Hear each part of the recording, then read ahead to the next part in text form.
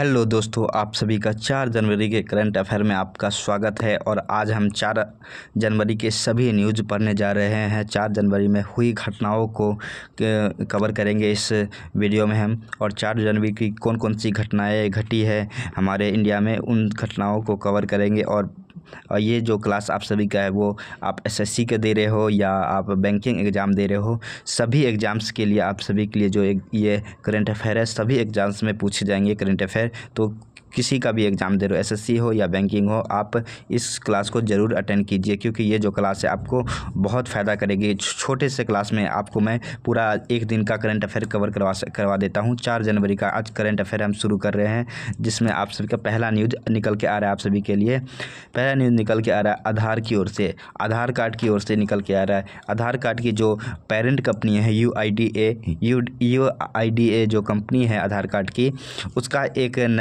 नया CEO appointment हो रही है। नया सीईओ अपॉइंटमेंट हो रहा है, जिनका नाम रखा गया है, जो नाम है उनका भुवनेश कुमार को नया सीईओ अपॉइंट किया जा रहा है यूआईडीए का, जो कि आधार का पेरेंट कंपनी है। इसका सीईओ अपॉइंट किया जा रहा है, समझे। तो आपके जो क्वेश्चन होंगे, क्वेश्चन इस प्रकार पूछेगा कि how is the new CEO of the यूआईडीए।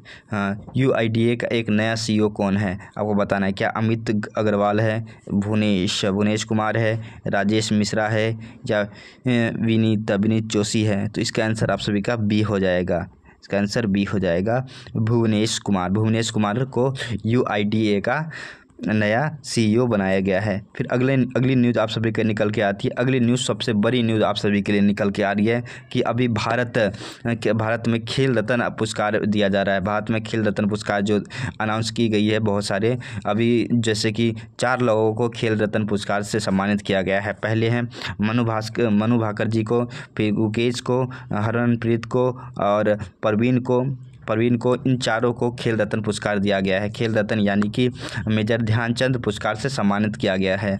पहले इनको मिलने वाला था, लेकिन अब इन मनु भाकर के पिताजी ने अभी थोड़ा सा अपनी नाराज़गी जाहिर की, तो अब सरकार ने अपनी तरफ से संज्ञान लेकर अब इन 4 लोगों को अब खेल रत्न पुरस्कार देने जा रही है, समझे। मनु भाकर और डी गुकेश। मनु भाकर को आप जानते ही है, मनु भाकर जो कि थे पेरिस ओलंपिक में 2 ब्राउंज मेडल जीती थी। वहीं अगर बात करें डी गुकेश, जो वर्ल्ड चेस चैम्पियनशिप जीती हैं, जो कि आप जानते ही है। वहीं अगर बात करते हैं हरमनप्रीत सिंह, तो हरमनप्रीत सिंह जो कि हमारे हॉकी में हमने पेरिस ओलंपिक था, उसमें ब्राउन लेके आए हैं। उसके ये कैप्टन है, उसके ये कैप्टन है हरमनप्रीत। वहीं अगर प्रवीण की बात करें तो ये पैरा ओलंपिक में जो थे, पैरा ओलंपिक इन्होंने गोल्ड लेके आए पैरा ओलंपिक में हाई जंप में गोल्ड लेके आए हैं, इसलिए इनको कुछ सम्मानित किया गया है, समझे। अब क्वेश्चन कुछ आपके इस प्रकार पूछेगा, क्योंकि यहाँ पे मनु भाकर को जरूर पूछेगा कि मनु भाकर जी यहाँ पे ट्रेंड में थी, तो मनु भाकर को कौन सा पुरस्कार मिला है आपको बताना है। क्या उससे खेल अर्जुन पुरस्कार मिला है, या खेल रत्न पुरस्कार मिला है, या द्रोणाचार्य पुरस्कार मिला है, या ध्यानचंद पुरस्कार मिला है। तो इसका आंसर जो हो जाएगा आपका डी हो जाएगा, डी। इनका जो मिला है, उनको मिला है ध्यानचंद पुरस्कार में से सम्मानित किया गया है। ध्यानचंद पुरस्कार की बात करूं तो ध्यानचंद पुरस्कार का पहले जो नाम था वो नाम था पहले राजीव गांधी खेल रत्न पुरस्कार, लेकिन 2021 में इसका नाम चेंज करके इसका नाम रख दिया गया था ध्यानचंद पुरस्कार से सम्मानित कर दिया गया था। अभी नाम नरेंद्र मोदी सरकार ने इससे नाम चेंज किया था, समझे। तो इस प्रकार के आप क्वेश्चन पूछेंगे, समझे। तो इन चारों का नाम जरूर आपको याद रखना है। तो आप यहाँ पे देख सकते हो। उसके बाद आप यहाँ द्रोणाचार्य पुरस्कार देख सकते हैं कि किन किन लोगों को द्रोणाचार्य पुरस्कार से सम्मानित किया गया है। द्रोणाचार्य पुरस्कार वो पुरस्कार है जो पुरस्कार खिलाड़ियों को नहीं, उनके कोचेस को दिया जाता है, जो उनको प्रशिक्षण देते हैं। जैसे कि आप यहाँ देख सकते हैं सुभाष राणा को, जो कि पैराशूटिंग के कोच रहे हैं, पैराशूटिंग के। जैसे कि आपने देखा ही है पैराशूटिंग में, जैसे कि हमारे कई सारे महारथी जो कि पैरास ओलंपिक में 7 गोल्ड लेके आए हैं, वहीं अगर बात करें दीप्ति देशपांडे जो कि शूटिंग से है, वहीं संदीप संगवाहन जो कि हॉकी के कोच हैं। वहीं अगर बात करते हैं तो MS मुरलीधरन जो कि बैडमिंटन के कोच हैं। वहीं अगर बात करें तो अरमांडो कोलाको जो कि फुटबॉल के कोच रहे हैं। इन पाँचों को मिला है द्रोणाचार्य पुरस्कार। तो इन पाँचों को तो आपको याद रखना ही है। वहीं अगर बात करते कुछ जो कि आप देख सकते हैं अर्जुन पुरस्कार कुछ अलग अलग लोगों को भी मिला है यहाँ पे, जैसे कि आप यहाँ ज्योति को देख सकते हैं जो कि याराजी को मिला है, अनुरानी को मिला है, नीतू को मिला है। तो इन लोगों को आप अभिषेक को मिला है। तो ये मैं आपको ये PDF जो है मैं अपने टेलीग्राम पे दे दूंगा, आप यहाँ से पढ़ सकते हैं कि अर्जुन पुरस्कार किन को मिला है। यही देख सकते हैं हॉकी में देख सकते हैं अमनप्रीत सिंह को मिला है, ये याद रखना है आपको। सुखजीत को मिला है, ये याद रखना है आपको। तो कुछ को जो आपको याद रखना है। अधिकतर इसमें पैरा प्रीतिपाल को मिला है, राकेश कुमार को मिला है, अर्जुन सिंह को मिला है। तो पैरे वाले को कुछ को तो आपको धर्मवीर को मिला है। तो इनमें से कुछ को आपको याद रखना है जो कि पैरालंपिक के खिलाड़ी रहे हैं। तो आप यहाँ देख सकते हैं इनको मिला है। तो इनको कुछ को आप मैं टेलीग्राम पे दे दूँगा, आपको इसको ज़रूर याद कीजिए। फिर अगला न्यूज़ निकल के आ रहा है आप सभी के लिए। जो अगली न्यूज़ निकल के आ रही है आप सभी के लिए इसरो की ओर से निकल के आ रही है। इसरो ने अपना 100वां अपनी सैटेलाइट लॉन्च किया है। इसरो ने अपनी 100वां सैटेलाइट लॉन्च कर दिया है, इसने लॉन्च किया है आप सभी के लिए। इसने 15 से किया GSLV 15 से किया है, इसने लॉन्च किया है आप सभी के लिए। अभी इसका 100वां सैटेलाइट लॉन्च जिसने कर दिया इसके। और इसकी कुछ विशेष बातें बता दें कि GPS जो कि हमारे UK का था, US का था, USA का था, USA था। उसी प्रकार हमने इस जो 100वां सैटेलाइट से जो लॉन्च किया है वो लॉन्च किया है हमने नाविक को लॉन्च किया है।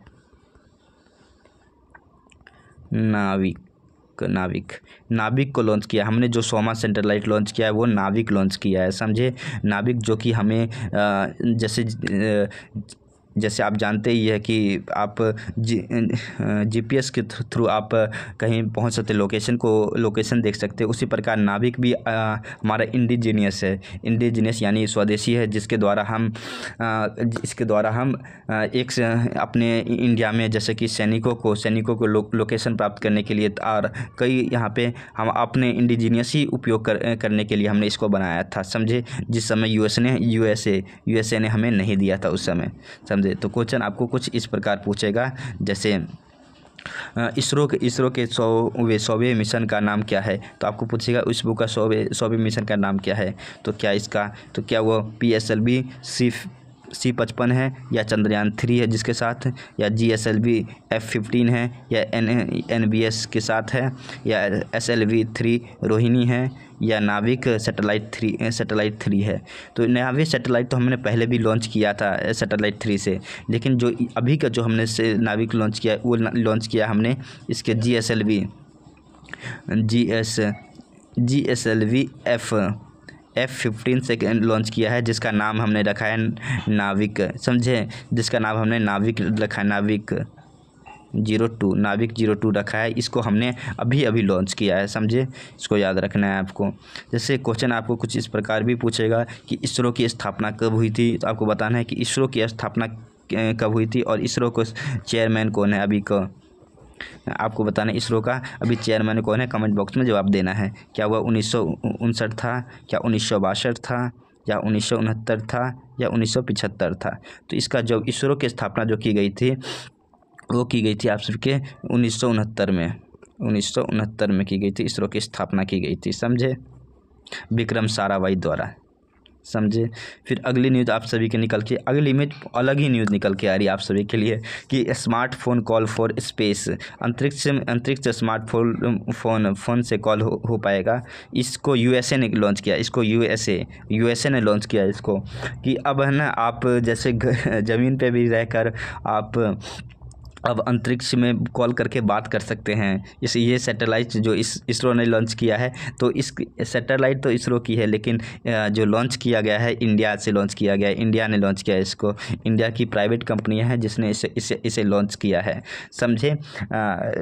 लॉन्च किया है नेशनल न्यू एरोनॉटिक लिमिटेड, जो इंडिया की जो प्राइवेट कंपनी है जो कि स्पेस में काम करती है, उसने लॉन्च किया है इसको। तो अब आप अगर आपको बात करना हो तो अब बात कर भी सकते हैं अंतरिक्ष में बात कर सकते हैं। धरती से लेकर अंतरिक्ष तक आप कॉल से भी बात कर सकते हैं। आप सेटिंग कर सकते हैं, अब पृथ्वी से और अंतरिक्ष में सेटिंग आपकी महबूबा अगर अंतरिक्ष चली गई है तो अब धरती से भी आप कॉल करके अब स्वर्ग में चली गई है या नर्क में गई है तो पूछ सकते हैं स्वर्ग में गई हो या नर्क में गई हो, समझे। हाँ, फिर अगला क्वेश्चन है। अगला आप सभी का जो क्वेश्चन इस प्रकार पूछेगा, देख सकते हैं कि इस प्रकार पूछेगा कि इसरो ने 2025 में किस कंपनी के लिए अमेरिकन कम्युनिकेशन सैटेलाइट लॉन्च किया है। तो जो कि अभी जो सैटेलाइट है जो कि इस यूएसए ने लॉन्च किया है, उसकी सैटेलाइट हमने लॉन्च किया है। जैसे कि हमने लॉन्च किया है जिसका नाम उन्होंने रखा है AST स्पेस मोबाइल। इसका आंसर बी हो जाएगा। AST स्पेस मोबाइल को हमने लॉन्च किया है, समझे, न्यू एरोनॉटिक लिमिटेड के द्वारा। हाँ, तो कुछ दूसरी क्वेश्चन आपको इस प्रकार भी पूछेगा कि इसरो की कॉमर्शियल विंग का नाम बताइए जिसने इसको लॉन्च किया है। कॉमर्शियल विंग कौन सी है? क्या वह एंटी कॉर्पोरेशन है, एंटेक्स कॉर्पोरेशन है, न्यू स्पेस इंडिया लिमिटेड है, NSIL है, या स्पेस एक्स इंडिया है, या भारत स्टार्टअप है? तो इसका जो आंसर होगा आप सभी का आंसर बी होगा। न्यू स्पेस इंडिया लिमिटेड है जिसके द्वारा हमने लॉन्च किया है अभी इसको, समझे। हमने यूएसए की सैटेलाइट हमने लॉन्च किया है। ये जो स्पेस है, इंडिया ने एक नई स्टार्टअप शुरू किया है जो कि प्राइवेट स्टार्टअप है, समझे। फिर अगली न्यूज़ आप सभी के लिए निकल के आ रही है ग्राउंड वाटर क्वालिटी रिपोर्ट के द्वारा। ग्राउंड वाटर क्वालिटी रिपोर्ट जो कि भूजल गुणवत्ता रिपोर्ट है 2024 की, जो रिलीज की गई है, जिसके द्वारा कहा गया है कि भूजल रिपोर्ट कहाँ की अच्छी है और कहाँ की ख़राब है। तो नॉर्थ यहाँ पे देख सकते हैं कि इस प्रकार क्वेश्चन पूछेगा आप सभी से कि कहाँ का रिपोर्ट सही है, कहाँ का ख़राब है। तो किस राज्य में भूजल की 100% नमूने सिंचाई के लिए उत्कृष्ट श्रेणी में पाए गए हैं? तो कहाँ पे सबसे ज़्यादा ग्राउंड वाटर है? क्या वह उत्तर प्रदेश में है, राजस्थान में है, पूर्वोत्तर राज्य में है, या गुजरात में है? तो जो सबसे ज़्यादा ग्राउंड वाटर है, आपको पहले एक बात बता देता हूँ, सबसे ज़्यादा जो ग्राउंड वाटर है वो सबसे ज़्यादा ग्राउंड वाटर अभी पूर्वी, जैसे कि असम हो गया, नागालैंड हो गया, इन सब राज्यों में सबसे ज़्यादा अभी ग्राउंड वाटर लेवल है। लेकिन जैसे बिहार हो गया, राजस्थान हो गया, दिल्ली होगा, इन साइड नॉर्थ साइड पूरी तरह वाटर लेवल कम हो रही है, जिसको इंडिया है ना, वर्ल्ड का 20% इंडिया भूजल यूज करता है, जिससे उसको सुरक्षित रखने के लिए हमने ये रिपोर्ट हर साल निकालते हैं, समझे। तो इसका आंसर आप सभी का हो जाएगा पूर्वोत्तर राज्य, समझे, आंसर सी हो जाएगा पूर्वोत्तर राज्य। फिर अगली न्यूज़ आप सभी के लिए निकल के आ रही है संस्कृत विद्वान डॉक्टर पियर सिल्वे फ्लियोजेंट का निधन हो गया है। ये फ्लियोजेंट है डॉक्टर सिल्वर, ये थे फ्रांस के थे, जो कि संस्कृत के बहुत बड़े विद्वान थे, जिनका अभी निधन हो गया है, समझे, जो कि संस्कृत के बारे में अध्ययन किया करते थे। इनको संस्कृत के विद्वान थे जो कि संस्कृत की बहुत सारी रचनाओं के बारे में अध्ययन किए हैं, जिनका अभी निधन हो गया है, समझे। तो क्वेश्चन आपको कुछ इस प्रकार पूछेगा कि डॉक्टर पीएस सिल्वे फ्लिमेंट को कौन सा पुरस्कार से सम्मानित किया गया था? क्या वह भारत रत्न था, पद्मश्री था, अर्जुन पुरस्कार था, या साहित्य अकादमी पुरस्कार था? तो इनको जो पुरस्कार से सम्मानित किया गया था वो पुरस्कार था इनको पद्मश्री से। 2024 में इनको जो डॉक्टर पीएस सिल्वे से जो फ्रांस के हैं, इनको पद्मश्री से पुरस्कार से सम्मानित किया गया था। 2024 में सम्मानित किया गया था पद्मश्री से, समझे। ये आपको क्वेश्चन जरूर पूछेगा, और ये तो एक फॉरेनर है और ऊपर से संस्कृत के अध्ययन किए है, तो ये आपको क्वेश्चन जरूर पूछेगा, इसको जरूर याद रखिएगा, समझे। इसको नोट कर लीजिए, इंपॉर्टेंट है, समझे, इंपॉर्टेंट है। फिर अगला क्वेश्चन कुछ प्रकार इस प्रकार पूछेगा। अगला ये भी न्यूज़ है एक तरह का, मैंने जो लेके आया आप सभी के लिए कि भोपाल गैस त्रासदी के 40 साल बाद यूनियन कार्बोनेट का कचरा कहाँ जलाया जाएगा। जो भोपाल त्रासदी हुई थी आप जानते हैं 1984-85 के आसपास जो हुई थी भोपाल त्रासदी, उस समय जो कार्बनिक पदार्थ जो बच गया था, जो यूनियन कार्बनिक पदार्थ जो बच गया था उस कचरे को अभी तक वहीं था। अब उसको वहाँ भोपाल से निकाल कर किसी और जगह उसको शिफ्ट करने का, कचरा को शिफ्ट करने की सोची जा रही है। तो जो किसे कहाँ पे सोची जा रही है, क्या उसे भोपाल में रखा जाएगा या इंदौर के पास पिथरपुर में रखा जाएगा या दिल्ली में या नागपुर में। तो इसका जो रखा जाएगा ऐसे इंदौर के पास पीथमपुरा में रखा जाएगा। पीथमपुरा में रखा तो जाएगा, लेकिन पीथमपुरा वालों ने इस पर अपनी आपत्ति जारी की है और वो हाई कोर्ट भी पहुँचे थे। तो हाई कोर्ट ने इनको कहा है कि अब रखा तो पीथमपुरा ही जाएगा, लेकिन इसको सही से कंटेनर में सही से प्रोटेक्ट करके रखा जाएगा, समझे, सही से प्रोटेक्ट करके रखा जाएगा ताकि पीथमपुरा में जो पीथमपुरा ज़िला जो मध्य प्रदेश का, वहाँ पर रहने वाले लोगों को तकलीफ़ ना हो। जिस कारण से इसको हाई कोर्ट ने जो है मध्य प्रदेश की हाई कोर्ट है उसने ये रिस्ट्रिक्शन दिया है सरकार को, समझे। तो अब रखा तो यहीं जाएगा, समझे, इसलिए आपको ये याद रखना है कि रखा यहीं जाएगा।